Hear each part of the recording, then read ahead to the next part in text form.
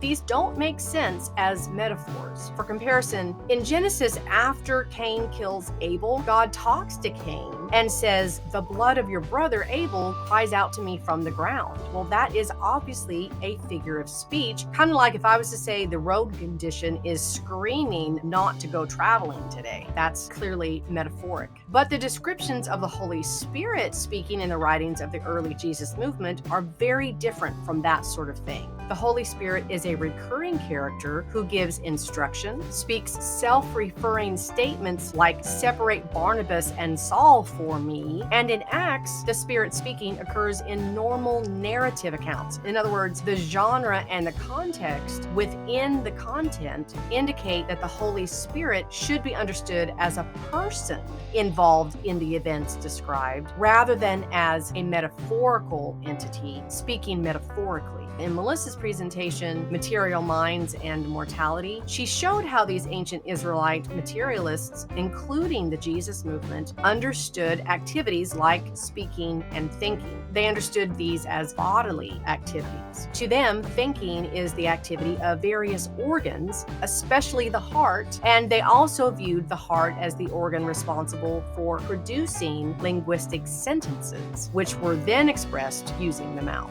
You may recall from a slide I had earlier, quoting Origen, that in his day, pagan philosophers were mocking Christians for saying God is corporeal and has a form like a human. Notice in the center of the slide there, if, they say, you give him the experience of speaking, you will doubtless give him also a mouth and a tongue and the other members with which the function of speaking is performed. But if this be so, one has departed from the invisible and incorporeal God.